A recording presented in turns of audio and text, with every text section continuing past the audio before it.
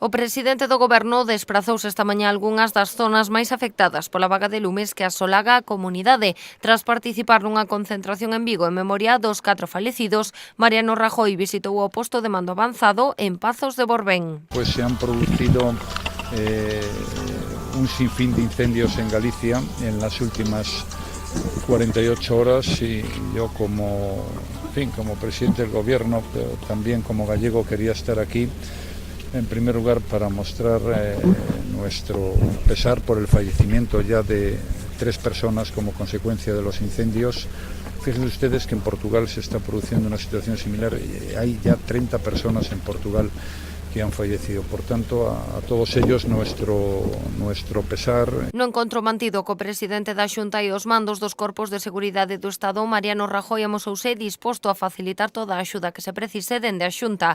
Anunciou que 700 membros da Unidade Militar de Emerxencias se trasladaron ata Galicia, con máis de 10 medios aéreos que traballan na extinción dos lumes. Realmente lo que estamos viviendo aquí es algo que no se produce por casualidad. Esto ha sido provocado. Estamos aquí en un ayuntamiento, Pazos de Borbén, donde ha habido un incendio mayúsculo.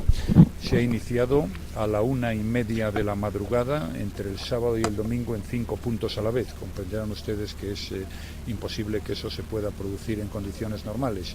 Hemos vivido además más de 125 incendios a la vez. Antes de reunirse co presidente do Goberno, o rexedor autonómico celebrou unha reunión extraordinaria do Consello da Xunta. Alberto Núñez Feijóo analizou co seu equipo a situación polos lumes e recordou os 4 falecidos nos incendios. Tamén anunciou o decreto de 3 días de loito oficial. Galicia está farta de ter que vernos ameazados cíclicamente por incendiarios que se valen das condicións meteorolóxicas cada vez que teñen ocasión, e iso non o admitimos.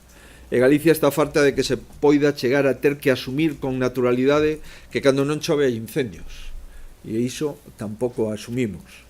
E Galicia está farta de que se relativice a actividade incendiaria cando do que estamos a falar é de outro xeito de terrorismo, o terrorismo incendiario.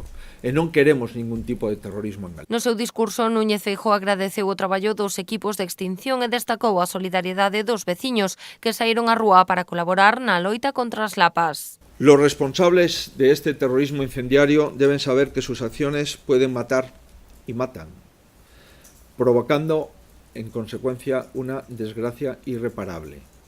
Deben saber que las fuerzas y cuerpos de seguridad, la policía autonómica, la policía local, la Guardia Civil, tienen como máxima prioridad buscarlos y trabajan para detenerlos. Tamén apuntou que nunca houbo tantos medios para a extinción dos lumes como neste mes de outubro e agradeceu a colaboración que está a chegar dende o Estado e outras comunidades autónomas.